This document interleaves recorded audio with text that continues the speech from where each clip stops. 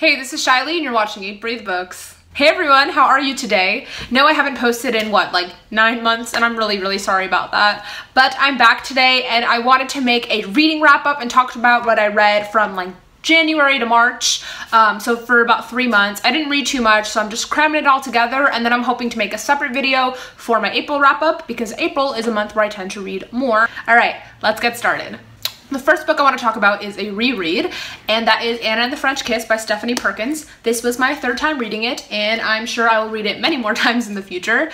If you don't know what this book is about, I'll tell you briefly, because I've talked about it a lot on my channel, but it's the first in a companion trilogy, and this one is about a girl named Anna who is American, and she gets shipped off to SOAP, which is the School of America in Paris. It's a boarding school, and it's just Anna navigating through her senior year, making new friends, you know, immersing herself in the Parisian or French culture.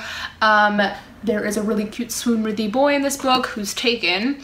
And what's really cool about this is that Anna wants to be a film critic, so there are a lot of, you know, things that Stephanie Perkins threw in about film and film culture and old movies, which I thought was amazing because I don't think you see a lot of that kind of stuff in YA.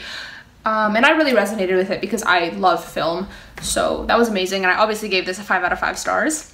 And by the way, if you're not subscribed to my channel yet, totally subscribe down below. It's free. And give this a thumbs up and leave a comment down below letting me know your favorite book that you've read so far this year. Next, I want to talk about a couple of plays that I read very briefly. I know that not everybody's super interested in that. So the first one is called A Servant of Two Masters, and that's by Carlo Goldini, who is Italian like I am. This is an Italian Renaissance play, and it's hilarious. It's so funny. It's about this guy who basically agrees to be a servant to 2 different masters, and as you can guess, a lot of mishaps happen, and it's really funny, and I gave it a 5 out of 5 stars. The second play I want to talk about is Antigone by Sophocles, which is a Greek play, and I absolutely love this. I thought it was amazing how bold and brave and, I mean, unconventional the main character was. It basically follows a woman whose brother was killed and the aftermath of the situation, and I really liked it. 5 out of 5 stars. And then the third and final play I want to talk about is The Importance of Being Earnest by Oscar Wilde. I love this play. It's a restoration comedy play, and it is so funny and cute and charming, and it's basically about this guy who pretends his name is Ernest because this woman says that she only falls in love with men of that name, and so he's putting on this fake act, and it's great. Also, it's not exactly like restoration comedy, it's more like late restoration, but I'm not gonna give a history lesson. Finally, on to more books. So first I want to talk about First and Then by Emma Mills.